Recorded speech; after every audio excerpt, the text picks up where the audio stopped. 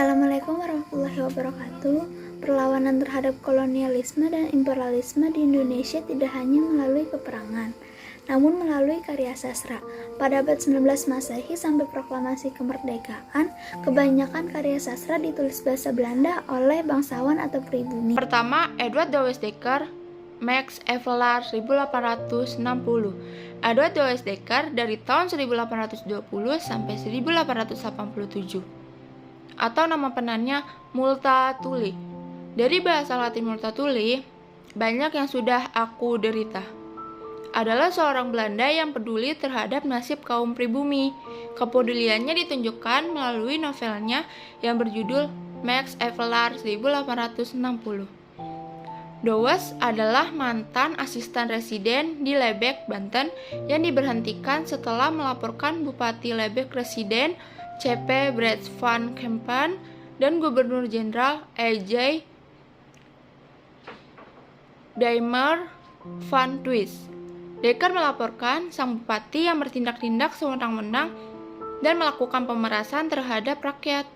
Dalam salah satu bab novelnya, ia menceritakan kisah Saijak kecil yang sangat peduli dan menyayangi kerbau berwujud seperti sahabat sendiri. Soeharsi Djoko manusia bebas tahun 1940. Soeharsi masuk sekolah Kartini pada tahun 1918. Setelah lulus dari Mulo, ia mendapatkan beasiswa dari Dana Kartini dan diterima di Sekolah Pendidikan Guru untuk Bangsa Eropa.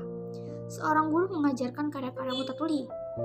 Setelah lulus, ia mendapatkan ijazah untuk mengajar di sekolah kolonial di Batavia, tapi ia memilih untuk menjadi guru di sekolah liar dengan gaji pas-pasan.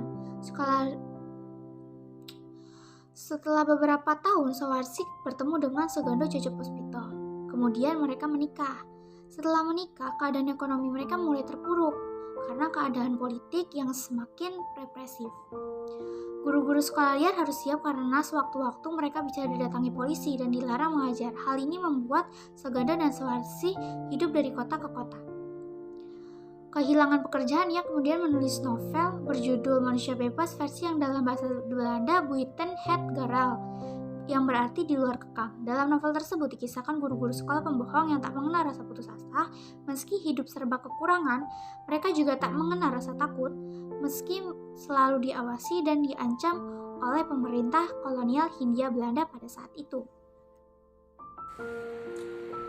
Mas Marco Kartodikromo.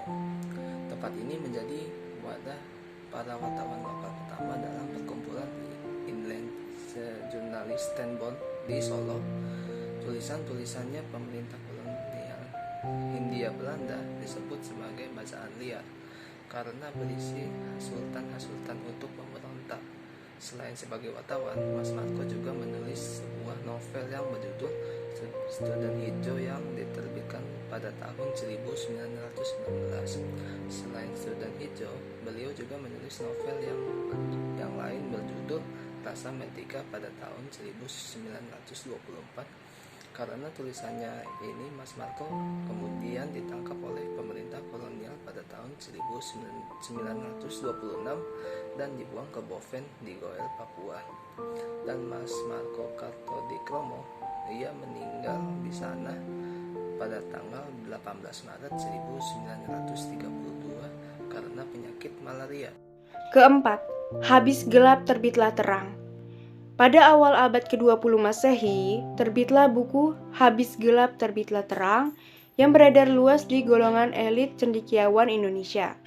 Buku tersebut berisi tentang arsip surat menyurat antara Raden Ajeng Kartini dengan sahabat penanya yang berkewarganegaraan Belanda. Selain itu, Kartini juga mencantumkan gagasan tentang bagaimana seharusnya peran perempuan dalam kehidupan bermasyarakat dan bernegara. Buku Habis Gelap Terbitlah Terang mampu menumbuhkan semangat perjuangan kebangsaan pemuda Indonesia. Buku ini menjadi bacaan anggota Perhimpunan Indonesia dan Budi Utomo yang menjadi organisasi perlawanan kolonialisme di Indonesia.